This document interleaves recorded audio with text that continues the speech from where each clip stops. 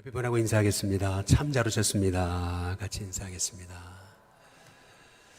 우리 한 번 더 옆에 분 뒤에 분하고 인사하겠습니다. 기도 용사 되시기 바랍니다. 우리 마지막으로 인사하겠습니다. 하나님이 응답하십니다. 우리 같이 인사하겠습니다. 오늘 말씀, 우리 함께 읽은 말씀에 우리 10절에 보시면 한나가 마음이 괴로워서 여호와께 기도하고 통곡했다. 이렇게 말하고 있는 것을 볼 수가 있습니다. 기도할 수 있다는 것은 복이죠. 근데 더욱이 통곡하며 기도할 수 있다는 것은 진짜 복입니다. 통곡하며 기도한다라는 것은 마음이 하나님께 통한다는 그러한 말 아니겠어요? 마음이 기도하다가 입술로만 하는 게 아니고 가슴이 쫙 열렸다는 거 아니겠습니까? 어찌 보면 세상적으로 본다면 통곡하며 기도한다는 것은 세상 사람들이 볼 때는 참 저렇게 처량하게 사냐 이렇게 여길지는 모르지만, 그러나 하나님 편에서 볼 때는 통곡하며 기도한다는 것은 그 인생이 복이 있는 인생이라고 하는 뜻이에요. 그 이유는 기도하는 사람 하나님 외면하지 않으시기 때문에 그렇습니다. 눈물로 기도하는 어머니가 있는 가정, 그 가정은요 반드시 일어납니다. 한 가정에 기도하는 아버지, 기도하는 어머니가 있다는 것은 그것은 가장 큰 복이에요. 기도는 결국 아무리 인생이 무너졌어도 그 무너진 인생을 회복시키는 하나님의 능력의 통로이기 때문에 그렇습니다. 여러분이 초대교회 역사를 보시면은요, 초대교회는 로마 시대였습니다. 로마 시대란 결국 굉장한 음란의 시대였습니다. 그런데 그 음란의 시대에 그 로마인들이 선호했던 아내로 맞이하기를 원했던 여성이 크리스찬 여성이었잖아요. 워낙에 이 로마 여성들이 음란하고 문란하니까 성적으로, 그러니까 결국 세상 사람들도 그리스도인 여성들을 그렇게 아내로 결국에는 들어오기를 원했던 거죠. 놀라운 것은 그 아내들이 그 로마인 가정에 들어가면서 결국 그 로마가 그렇게 우상 숭배하고 그렇게 하나님을 모르고 그리스도인을 핍박했던 로마가 결국에는 300년 만에 무너지는 거예요. 그 역할을 했던 것이 다름 아닌 기도하는 여성, 믿음의 여성들이 그 가정에 들어갈 때 그 여성들이 눈물로 기도했던 그 기도는 절대 헛되지 않았음을 이제 볼 수 있는 겁니다. 그것이 유럽의 역사에서도 반복돼요. 여러분, 바이킹의 나라라고 하는 이 노르웨이 같은 경우, 원래는 여러분 바이킹 같은 경우는 부자인 바이킹은요 여자를 여러 아내를 둘 수 있었어요. 그러다 보니까 이제 어느 나라를 예를 들어 침략했을 때, 어느 곳을 침략했을 때 여자들 그냥 훔쳐가지고 납치해가지고 데리고 오는 거죠. 그리고 이제 같이 사는 거예요. 그런데 얼마나 이렇게 여성들이 이렇게 어려움 중에 그렇게 그 가정생활을 시작했습니까? 그런데 놀라운 것은 이 아내들이 말이죠, 자녀를 낳아 기르는데 믿음으로 양육하잖아요. 그러면서 말이죠, 그 자녀들이 믿음으로 세워지면서 바이킹의 나라가 오히려 인구 비례로 따지면은 세계에서 선교사를 제일 많이 보내는 나라가 되는 거예요. 결국 믿음의 사람, 기도의 사람, 눈물의 사람이 그 가정에 있다라고 하는 것은요, 이것은 복 중의 복이에요. 세상이 볼 때는 처량한 인생처럼 보여도 아닙니다. 우리가 기도하되 더구나 통곡하며 기도할 수 있다. 여러분, 이것은 복 중의 복입니다. 하나님이 우리를 통곡의 기도의 자리로 이끄신다면 반드시 우리를 기도를 시키시는 이유가 있음을 여러분이 깨닫고 오히려 그 기도의 자리를 귀중히 여기시고 기도할 때 그 인생의 통곡이 오히려 기쁨으로 축복으로 바뀌는 은혜가 있게 되시기를 주님의 이름으로 축복합니다. 그렇다면 이렇게 눈물로 기도하는 어머니가 있는 그 가정, 그 자녀에게 어떤 복을 주십니까? 오늘 우리가 이 사무엘상의 말씀을 통해, 우리가 지난 바이블 하이킹을 통해서 1장부터 7장까지의 말씀을 함께 나눈 건데요, 우리가 특별히 이 한나의 모습을 통해서 정말 기도하는, 그렇게 눈물로 통곡하며 기도하는 어머니가 있는 가정에 그 자녀에게 어떤 축복을 주시나, 우리가 세 가지로 살펴볼 수 있습니다. 먼저 첫 번째는 뭐냐면 자녀가 하나님의 은혜를 아는 종이 돼요. 우리 사무엘상 3장 한번 1절을 보시면은 3장 1절입니다. 아이 사무엘이 엘리 앞에서 여호와를 섬길 때에는 여호와의 말씀이 어떻게 됐다 그랬어요? 희귀하여 이상이 흔히 보이지 않았다 말씀드렸죠. 여기서 이상이라는 말은 비전이라는 말입니다. 말씀이 사라질 때 비전도 사라지는 것입니다. 그러나 말씀이 회복되면 비전이 회복되는 것이죠. 말씀이 없으니까 사람들이 꿈을 잃고 방자히 행하게 되는 것입니다. 그러나 말씀이 회복되면 꿈이 회복돼요. 그런데 아이 사무엘이 엘리 앞에서 여호와를 섬길 때는 말씀이 희귀했다고 이렇게 말씀하고 있습니다. 당연히 이상도 안 보이죠. 그런데 놀랍게도 3장 4절에 보시면 이렇게 얘기하죠. 여호와께서 누구를요? 사무엘을 어떻게 하셨다고요?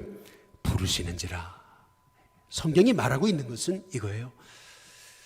아무리 암흑의 시대, 사사시대라 하더라도 정말 기도하는 눈물의 어머니가 있는 가정, 그 자녀는 하나님의 은혜를 아는 축복을 누리게 된다는 겁니다.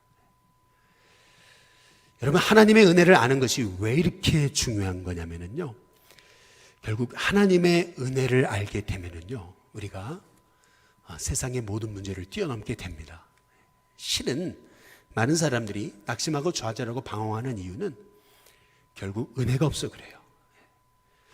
우리가 한번 과거 한번 생각해 보시면 우리 한국 사회가 얼마나 어려웠습니까? 일제시대 또 유교가 터져서 그 어려운 한국 시대가 얼마나 어려웠었습니까? IMF 시대를 지냈고 우리 한국 시대가 어렵지 않을 때가 없었습니다. 그러나 그 어려운 시기가 오히려 한국에는 복이 됐고 한국 사회가 여기까지 왔잖아요. 그 이유가 뭐예요? 결국 문제가 없어서 그런 게 아니고 은혜가 있었기 때문에 오히려 문제가 축복이 되었던 거죠. 결국엔 핵심은 뭐냐? 우리에게 은혜가 있느냐 은혜가 없느냐는 거예요. 은혜가 있을 때 어떤 일이 벌어집니까? 우리 사무엘상 3장 한번 19절에 보시면은 다 함께 한번 3장 19절 같이 읽겠습니다. 함께 읽습니다. 시작. 사무엘이 자라매 여호와께서 그와 함께 계셔서 그의 말이 하나도 땅에 떨어지지 않게 하시니. 은혜자의 말은요, 말하는 것마다 하나님이 그대로 성취시키시는 은혜를 이제 보게 되는 겁니다.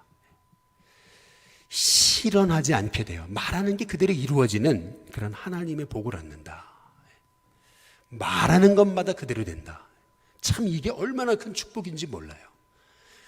근데 생각해 보세요. 어떻게 우리가 말하는 게 다 성취되고 또 그것이 이루어지는 역사가 있을 수 있겠습니까? 결국에는 은혜가 있어야 돼요. 은혜가 있는 사람에게 하나님께서 그 입술의 고백부터 바꿔주시고 또 그 고백대로 하나님께서 이루어지시는 복이 있게 될 줄로 믿습니다. 이번에 우리 5월 20일 날 우리 김경희 성도님이 이제 이식수술을 받으시게 돼요. 처음에 이제 남편분이 좀 안 좋으시다 그래가지고 신방을 갔는데 남편분이 거의 못 일어나셨어요. 참 어떻게 무슨 말씀을 전해야 되나 참 이렇게 참 난감한데, 그런데 옆에서 우리 성도님 그런 얘기 하시더라고요. 제가 너무나 놀랐어요. 제가 깜짝 놀랐습니다. 이게 뭐냐면 남편한테 그러시더라고요. 옆에 뭐 달마도 사진 다 걸려있고 막 그런데, 근데 남편한테 딱 그러시더라고요. 뭐라냐면 남편한테 그래요. 여보, 예수님 믿고 천국 가셔야죠. 다 그러시는데, 야, 제가 은혜 받았어요. 제가. 오늘도 이제 드디어 이제 간 이식 수술을 하게 됐다고 이제 그렇게 연락을 저한테 주시면서 하셨던 말씀 그러더라고요. 우리 가족 구원하시려고 이런 일을 하나님께서 이루신 것 같다고 이제 그런 얘기를 해줘요. 야, 제가 참 그 한마디 한마디에 이제 은혜를 받아요. 여러분 보세요. 우리가 은혜가 있어야 돼요. 은혜가 있어야 우리의 삶의 어떤 인생의 문제도 뛰어넘을 수 있는 하나님의 복을 받을 수가 있습니다. 그래서 한 가정에 기도하는 어머니가 있다. 여러분 이건 복이에요. 아니 기도할 수밖에 없는 상황이다. 여러분 그건 복입니다. 아니 통곡하며 기도할 수밖에 없다. 여러분 이건 진짜 복이에요. 저와 여러분이 정말 하나님 앞에 기도함을 통해서 오히려 여러분의 인생의 만난 문제가 오히려 복으로 바뀌어지시는 은혜가 있기를 주님의 이름으로 축복합니다. 두 번째로, 정말 눈물로 기도하는 어머니의 자녀가 받는 축복, 그것은 뭐냐면 자녀가 심지가 곧게 되는 축복을 받습니다. 여기 사무엘상 2장에서 우리가 지난 바이블 하이킹 때 잠깐 보셨지만은 반복하고 있는 게 있어요. 그게 뭐냐면 2장 한번 11절에 한번 보시면은 2장 11절, 12절을 잘 보세요. 제가 11절을 읽고 여러분이 12절을 읽으시는 거예요. 엘가나는 라마의 자기 집으로 돌아가고 그 아이는 제사장 엘리 앞에서 여호와를 섬기니라. 그리고 17절, 18절도 똑같습니다. 제가 읽고 여러분이 읽는 겁니다. 이 소년들의 죄가 여호와 앞에 심히 크면 그들이 여호와의 제사를 멸시함이었더라.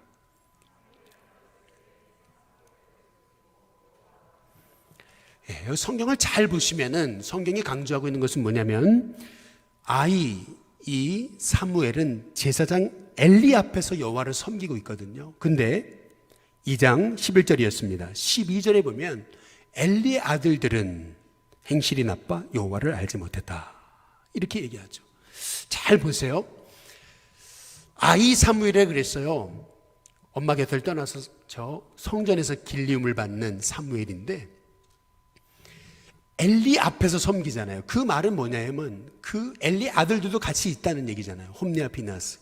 홈리와 비나스가 어떤 일을 저질렀습니까? 벌써 성도들이 가져오는 재물을 갈취하고요. 그리고 또 성전문에서 그 회막에서 수종드는 여성들, 다시 말하면 나실인들이거든요. 이 나실인들을 유혹해서 동침하는 그러한 아주 정말 악질 죄를 이제 저지르는 것을 이제 볼 수가 있거든요.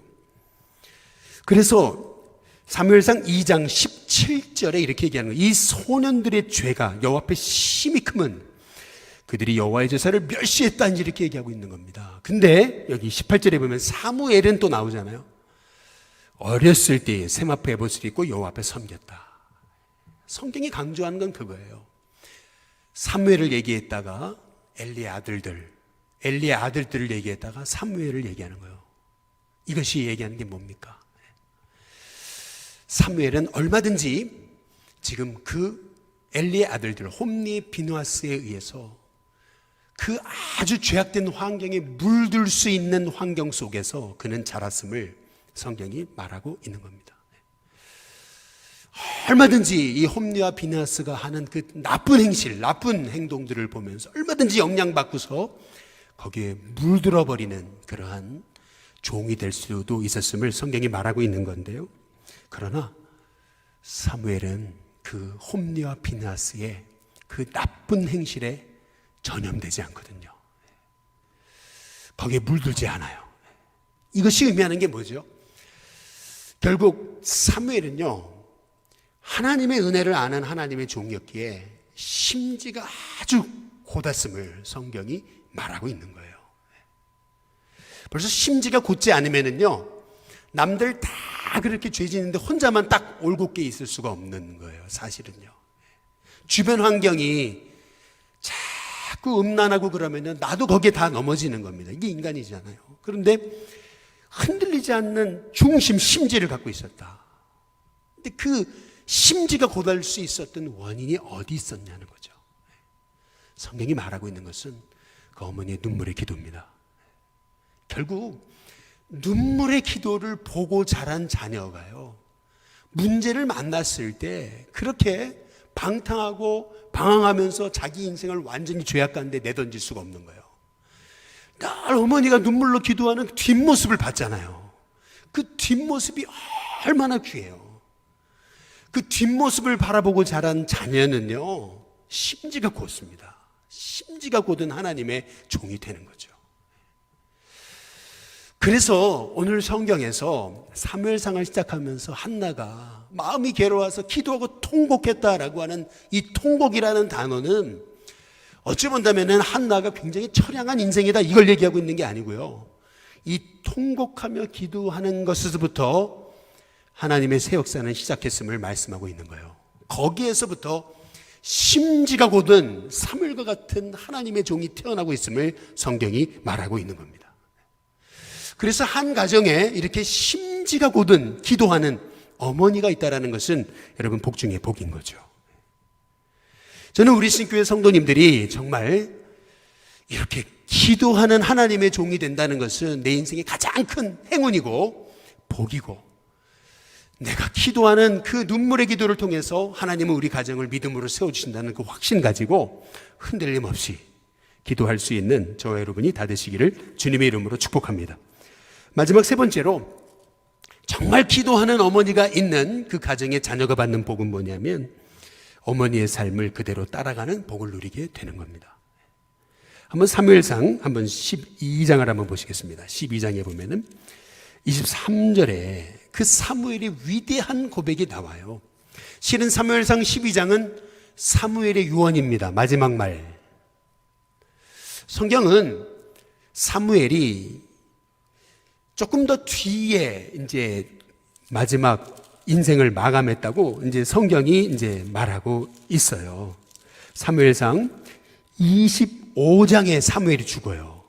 그런데 사무엘의 유언은 12장에 나옵니다. 이제 그 이유에 대해서 제가 돌아오는 주일날 이제 설명을 좀 드릴 거예요. 그런데 이 사무엘의 유언, 이 사무엘의 마지막 말, 그 마지막 말의 핵심이 뭐냐면요. 사무엘상 12장 한번 23절에 보시면은 다 함께 같이 한번 읽어보겠습니다. 같이 있습니다. 시작. 나는 너희를 위하여 기도하기를 쉬는 죄를 여호와 앞에 결단코 범하지 아니하고 선하고 의로운 길을 너희에게 가르칠 것인지. 여기 보면은 사무엘의 마지막 말이 뭐냐면 나는 너희를 위해 기도하기를 쉬는 죄를 하나님 앞에서 결단코 범하지 않겠다. 이 사무엘의 고백을 통해서 여러분 생각나는 게 있지 않아요? 어머님의 뒷모습입니다. 사무엘이 그 어머니의 눈물의 기도를 보고 자란 거예요. 결국 그가 하나님의 종으로 세움받았을 때 백성들에게 했던 마지막 말조차도 내가 바로 너희를 위해 기도하기를 쉬는 죄를 하나님 앞에서 결단코 나는 범하지 않겠다. 이 사무엘의 이 마지막 유언은 어찌 보면은 그 어머니가 남긴 기도의 삶의 결과입니다. 그렇게 봤을 때 사무엘의 삶은 그냥 진공 상태에서 뚝 떨어진 것이 아니라 그의 어머니가 남겨놓았던 그 기도의 삶을 이 사무엘이 따라가고 있음을 우리가 알 수 있는 것이죠. 우리가 함께 읽은 말씀 사무엘상 한번 우리가 1장 한번 12절에 보시면은 이렇게 12절이 시작합니다. 사무엘상 1장 12절을 한번 펴보시면 이렇게 시작하죠. 우리 다 함께 사무엘상 1장 12절입니다. 같이 있습니다. 시작. 그가 여호와 앞에 오래 기도하는 동안에 엘리가 그의 입을 주목한죠. 여기 보시면 한나가 여호와 앞에 어떻게 기도해요? 오래 기도했다 그랬잖아요. 오래 기도했다. 얼마나 오래 기도했든지 간절히 기도했든지 13절 끝에 보니까 엘리는 그가 취한 줄로 생각했다. 근데 취한 정도가 아니고 16절에 보면 말씀드렸죠. 당신의 여종을 어떤 여자로요? 악한 여자로 여기지 마옵소서. 여기서 악하다라고 하는 말의 뜻은 벨리알이다라고 말씀드렸습니다. 벨리알이라는 말씀의 뜻은 무가치한 여자라는 뜻입니다. 가장 아주 저급한 표현입니다. 하나는 기도하다가 이렇게 무가치한 여자라는 벨리알이라고 하는 그러한 취급을 받은 여자였죠. 그러나 그 취급을 받고도 엘리가 실수한 거 알고서 나중에 여기 17절에 한번 보시죠. 엘리가 대답하여 이르되 평안히 가라. 이스라엘의 하나님이 내가 기도하여 구한 것을 허락하시기를 원한다. 엘리가 축복하니까 18절에 한나가 어떻게 합니까? 우리 다 함께 같이 한번 읽어보겠습니다. 함께 있습니다. 시작. 이르되 당신의 여종이 당신께 은혜 입기를 원하나이다 하고 가서 먹고 얼굴에 다시는 근심빛이 없더라. 여기서 중요한 것은 그거라고 생각해요. 여기 보니까 당신의 여종이 은혜 입기를 원하나이다 하고 가서 그 다음 뭐예요? 먹고 옵니다. 먹고. 사람이 상처받으면은요 먹는 것까지도 포기하고요. 식음을 전폐하고 아주 이불도 뒤집어 쓰고 막 울고불고 난리칠 거 아니에요. 근데 성경이 말하는 건 뭐예요? 가서 먹고, 이 먹고를 강조하고 있어요. 이것이 의미하는 게 뭐예요? 한나가요, 상처받지 않았다는 거거든요. 엘리의 말, 벨리아레라는 말에 상처받지 않았다는 거잖아요. 뿐만 아니라 가서 먹고 얼굴에 다시는 근심빛이 없었다. 얼굴에 다시는 근심빛조차 없었던 인생, 그것이 한나의 인생이었음을 성경이 말하고 있는 거거든요. 한나의 기도의 삶은요, 삶으로 이어진 진짜 기도였습니다. 기도하고 하나님께 받은 응답이 있다면 그러면 흔들림이 없이 하나님 주셨다는 것을 믿고 기쁨으로 감사하면서 심지어는 얼굴에 근심빛조차 없었던 믿음의 여성이 이제 한나였다라고 하는 거죠. 우리는 기도가 뭔지, 기도하는 삶이 뭔지 우리가 한나를 통해서 이제 보게 되는 겁니다. 기도하고도 얼마나 많은 성도들이 울상하고 죽을상하고 막 그러잖아요. 기도하고도 말이에요. 기도하고도 기쁨이 없어요. 기도하고도 담대함이 없어요. 기도하고도 상처받고 말이죠. 기도하고도 사람의 말에 우리가 너무 연연하잖아요. 기도하고도 우리가 얼마나 하나님 바라보기보다는 사람 바라볼 때가 얼마나 많습니까? 그러나 한나를 보세요. 기도하고 나서요, 한나가 얘기하잖아요. 이 엘리가 얘기하잖아요. 평안히 가라. 이스라엘의 하나님이 내가 기도하여 구한 것을 허락하시기 원한다. 하나님의 응답으로 받고요, 가서요 먹고, 그리고 다시는 근심빛이 없잖아요. 참 멋진 사람이죠. 참 멋진 기도의 용사입니다. 저는 우리 신교회 성도님들이 이러한 진짜 기도의 용사들이 될 수 있기를 주님의 이름으로 축복합니다. 여러분이 정말 기도함을 통해서 여러분의 가정은 살게 되어 있습니다. 여러분이 기도함을 통해서 여러분의 자녀는 살게 되어 있습니다. 그래서 기도하는 어머니가 있다, 기도하는 부모님이 있다. 여러분, 이것은 가장 큰 복입니다. 그래서 내가 우리 자녀들에게 최고의 유산을 남긴다면 그것은 기도하는 아버지, 기도하는 어머니의 유산을 남기겠다. 한번 결심해 보세요. 정말 내가 기도하는 어머니가 되보겠다. 이것은 여러분 가정 자손 만대에 하나님의 복을 심는 진짜 축복의 길이 되는 것이죠. 그래서 어거스틴의 어머니 모니카가 그렇게 눈물로 기도하고 있을 때 그 암브로시우스라고 하는 그 유명한 그 교부의 한마디의 말, 그것은 진리예요. 눈물로 기도하던 그 모니카를 향해서 왜 이렇게 여자여 기도하고 있냐고. 그때 내 아들이 이단에 빠졌습니다. 그때 암브로시우스가 했던 말, 눈물의 기도로 기도하는 어머니의 자식은 망하지 않습니다. 여러분, 그 위대한 한마디의 말 있잖아요. 결국 여러분, 기도하는 하나님의 종들의 기도를 하나님 외면하지 않으십니다. 아무리 우리 가정이 어렵고 비천해도 기도하는 어머니가 있는 한 그 가정은 소망이 있습니다. 기도하는 어머니, 기도하는 아버지, 기도하는 부모님, 우리 가정에서 이런 부모님을 뒀다는 것은 이것은 내 인생의 최고의 행운인 것입니다. 최고의 복인 거죠. 그리고 훗날 우리 자녀들이 우리 부모님한테, 우리 어머니 아버지한테 정말 기도해 주셔서 감사합니다, 이제 이 말을 들을 수 있는 그런 믿음의 종으로 한번 살아가시기를 주님의 이름으로 축복합니다.